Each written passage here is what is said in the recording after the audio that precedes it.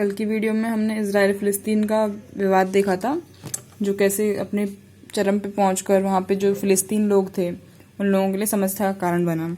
एक बार मैप में भी हम देख लेते हैं, और आज जिसके बारे में हम पढ़ने वाले हैं उसके बारे में भी थोड़ा सा मैप में देख लेते हैं। ये एटलस है। एटलस में ये जो एशिया का पॉलिटिकल मैप है, इस पॉलिटिकल मैप में यहाँ पे अपना इंडिया है। सबसे बढ़िया बेटर है कि इंडिया से हम कंपेयर करेंगे तो अच्छा रहता है सारा कुछ। ये वाला हमारा पूरा प्यारा इंडिया है ना।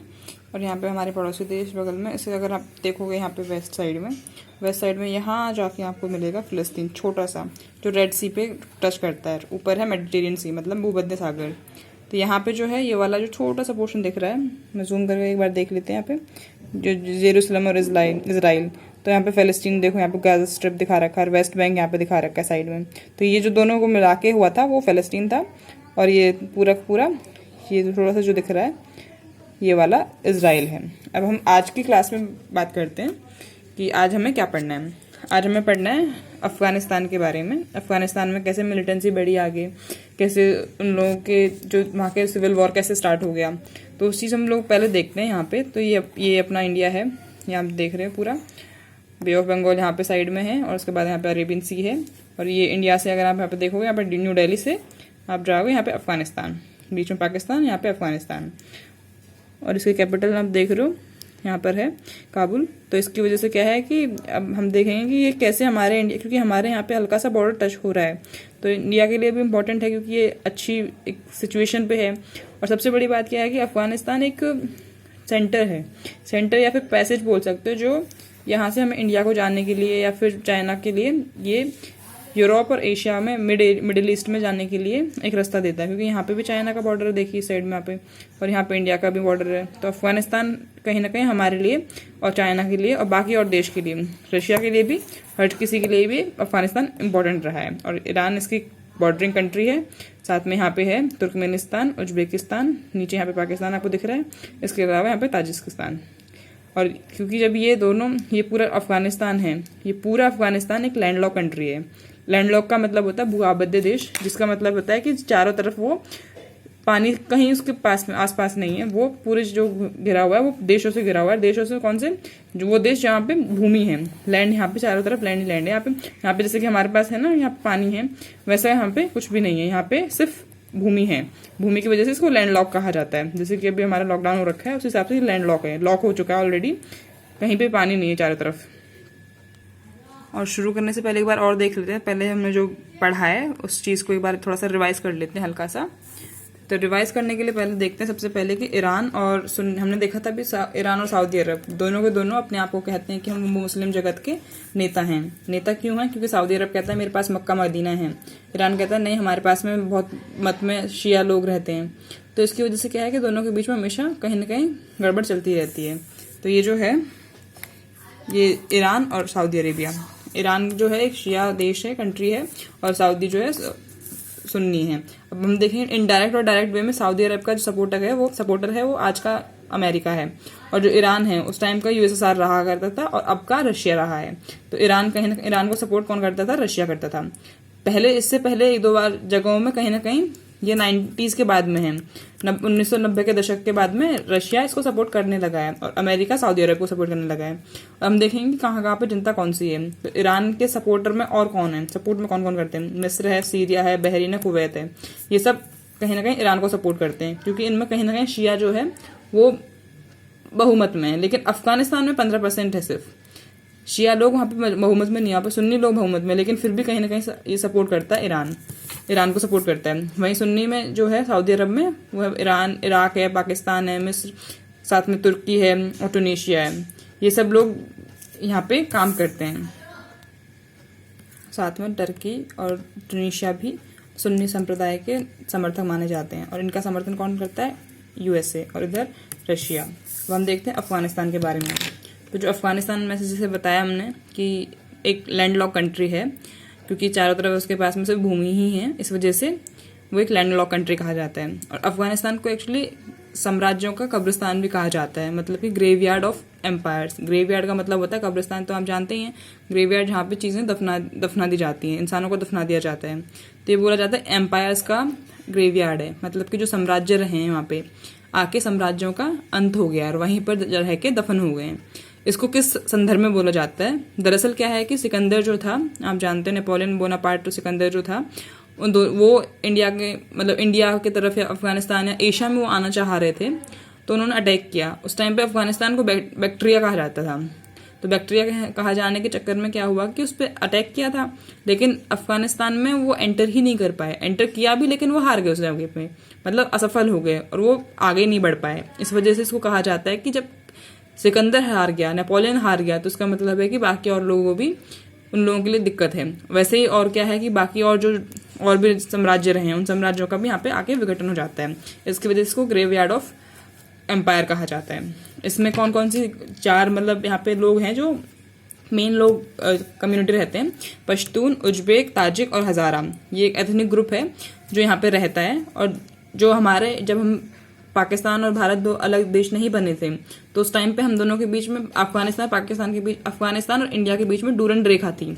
डूरन रेखा मतलब डूरन लाइन थी जो अफगानिस्तान और पाकिस्तान, लेकिन अब जब इंडिपेंडेंट हमने प्राप्त कर ली है, तो उसके बाद में पाकिस्तान और अफगानिस्तान के बीच में ये डूरन रेखा हुई है।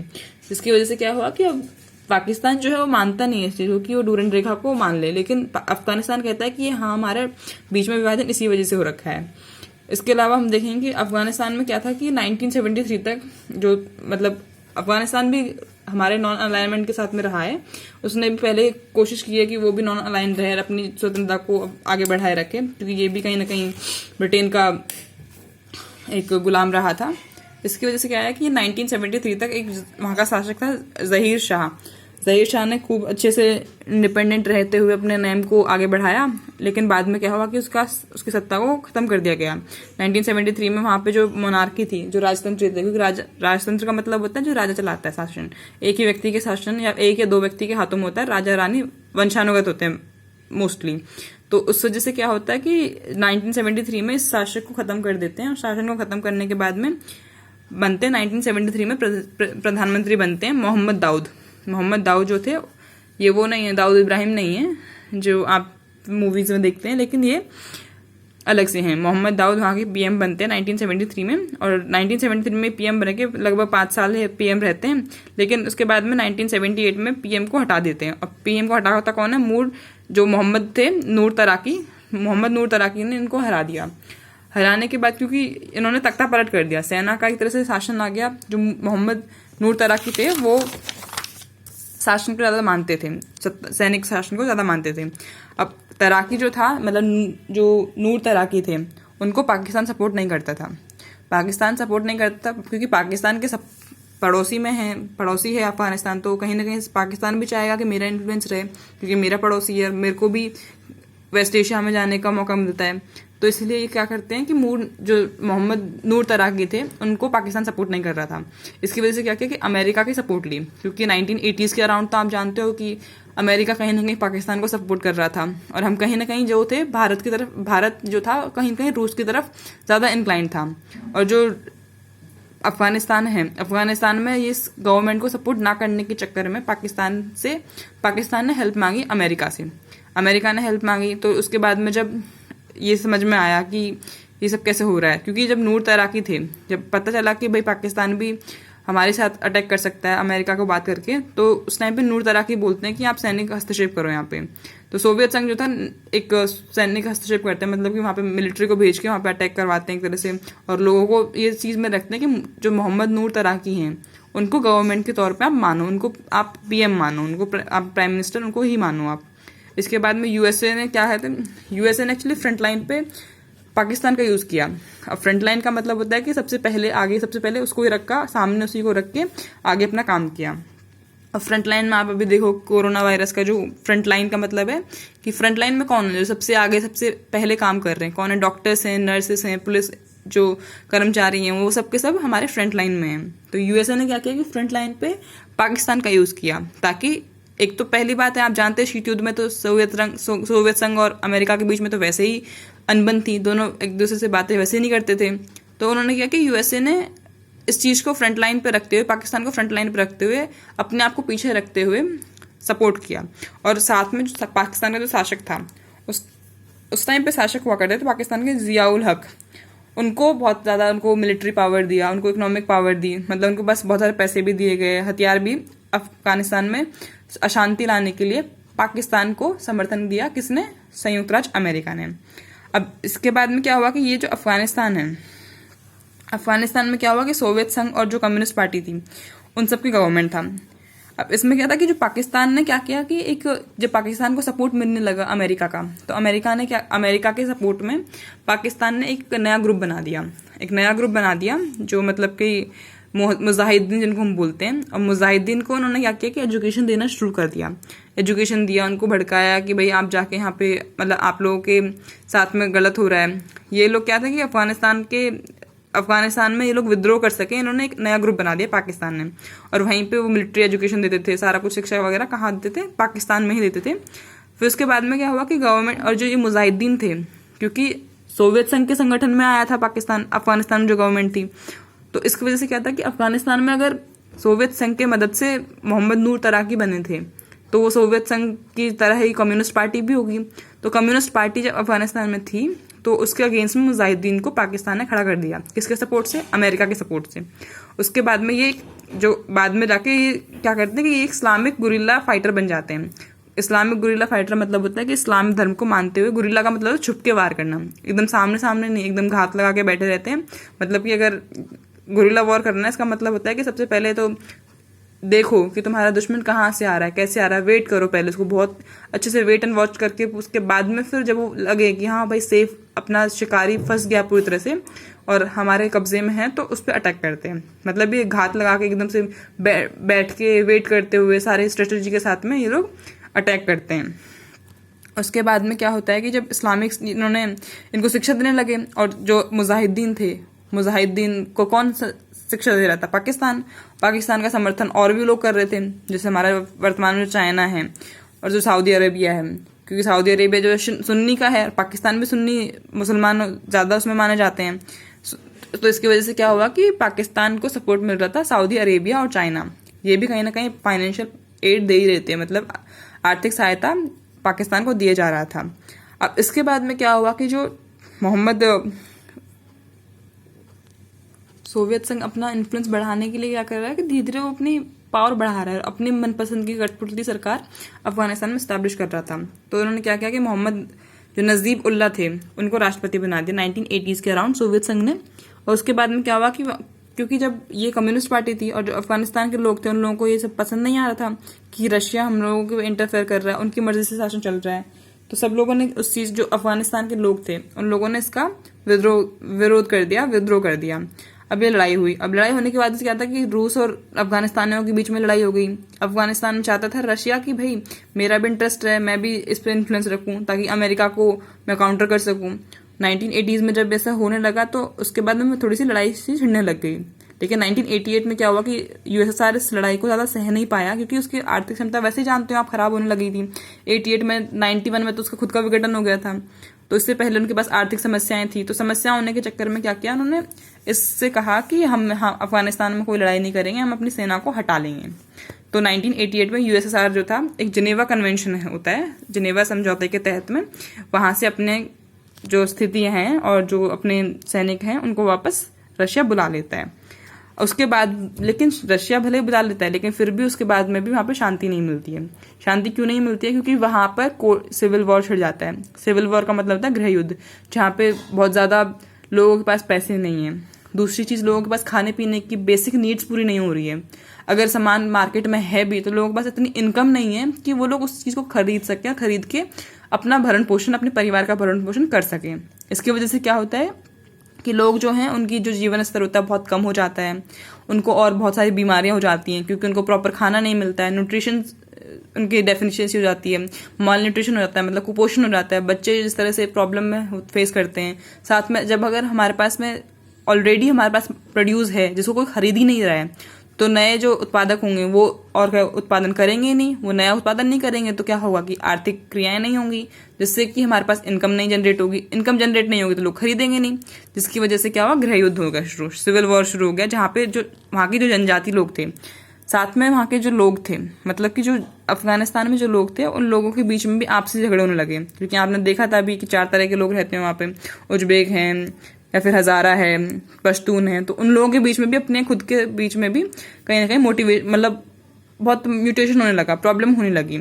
इसके बाद से क्या हुआ कि प्रॉब्लम और बढ़ गई। तो युद्ध और युद्ध के समय पे जो प्रॉब्लम लोगों के साथ में थी वो बहुत ज़्यादा खराब हो गई।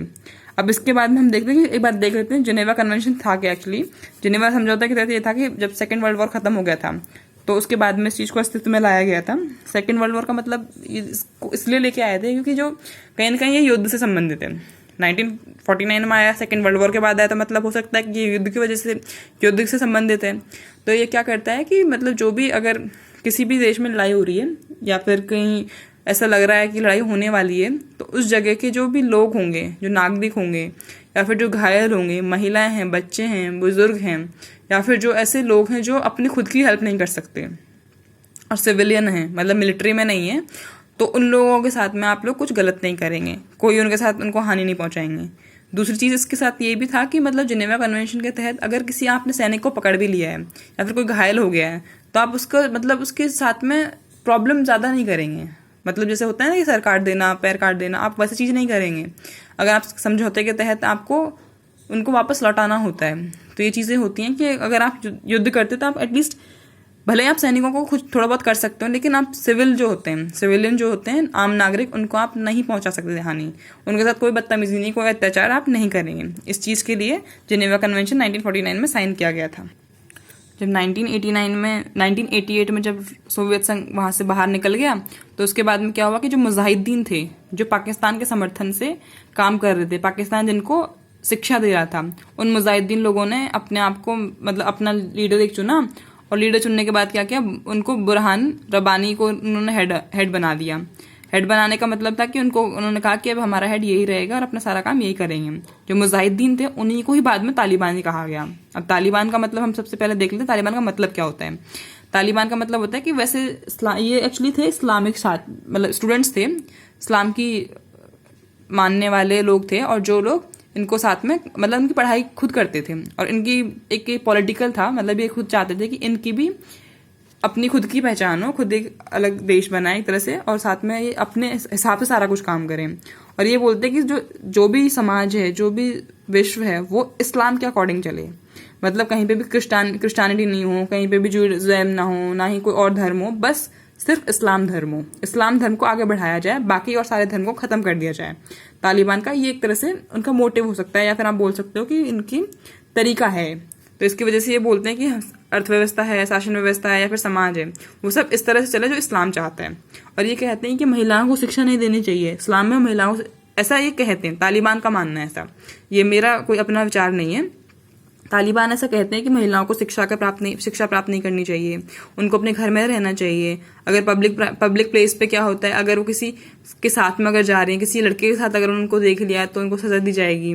लड़कियों को बाहर जाने की अनुमति नहीं होगी, उनको बुर्का पहना जाएगा, वो पब्लिक प्लेस में अकेले नहीं जा सकती हैं। तो इसकी वजह से क्या है कि उन लोगों को, ये जो तालिबानी थे, बहुत कट्टरवादी इनको कहा गया।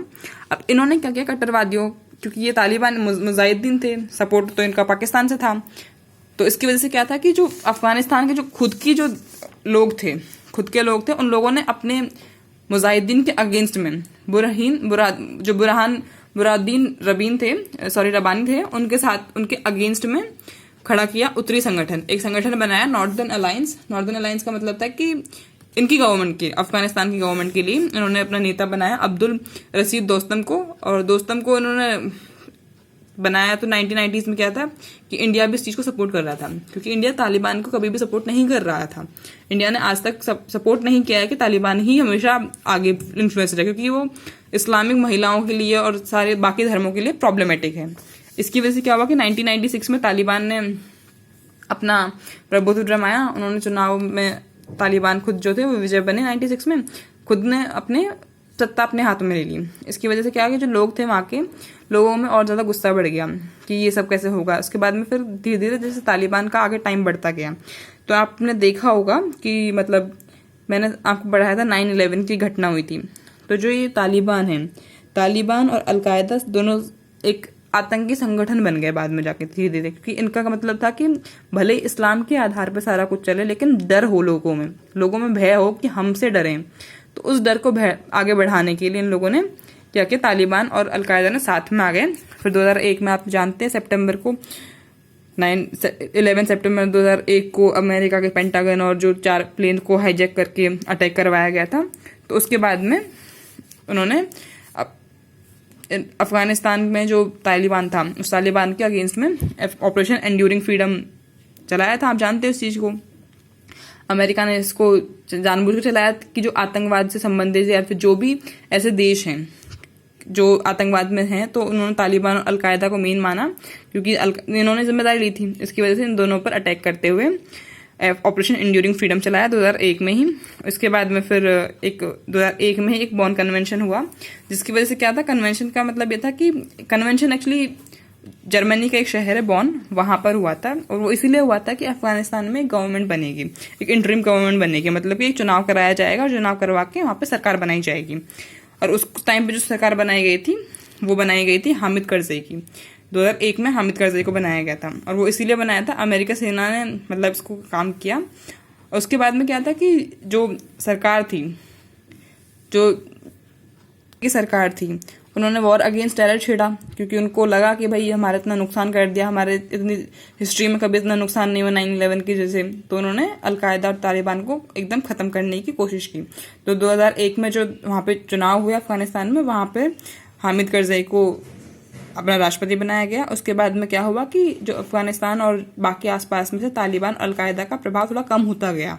प्रभाव तो कम हो गया उस टाइम पे, लेकिन कहीं ना कहीं आज भी तालिबान और अलकायदा सक्रिय हैं और जिसकी वजह से कहीं ना कहीं थोड़ा बहुत अटैक करके प्रॉब्लम करते रहते हैं और अपने आप को दिखाते रहते हैं कि हाँ हम अभी सक्रिय हैं और हम अभी भी भय है। तो फिर उसके बाद में लास्ट में क्या हुआ 2014 में, अभी फिलहाल क्या हुआ कि अमेरिका ने कहा कि अब हम नहीं रहेंगे यहाँ पे। अमेरिका की सेना यहाँ पे हुआ करती थी 91 के बाद में, 96 में, सॉरी 2001 में जब तालिबान को खतरा उनको पहुंचाया गया तो उसके बाद में ऑपरेशन एंड्यूरिंग फ्रीडम के बाद में 2001 के बाद में अमेरिका के द्वारा यहाँ पे सेना रखना शुरू कर दिया। वो इसलिए रखा कि भाई कहीं अगर दोबारा हम पे अटैक कर दिया तो, या फिर तालिबान दोबारा आ गया तो, इसकी वजह से उन्होंने वहाँ पे अपने सैनिक डिप्लॉय कर दिए। लेकिन अब 2014 में अमेरिका ने कहा कि अब हम अपने सैनिक वहाँ नहीं रखेंगे क्योंकि सैनिक मर रहे थे अमेरिका के और बहुत ज़्यादा नुकसान हो रहा था अमेरिका के लिए। जैसे अभी डोनाल्ड ट्रंप आया, उन्होंने कहा कि अमेरिका फर्स्ट, अमेरिका के लिए पहला है। तो वहाँ के जो नागरिक थे, अमेरिका के जो सैनिक थे, उनको वापस बुला के उनके हित में आगे बढ़ाया गया। इसीलिए सितंबर 2014 में उन्होंने कहा कि हम नहीं रहेंगे, अपने सैनिक नहीं रखेंगे, लेकिन हाँ हम आपको सैनिक प्रशिक्षण दे देंगे।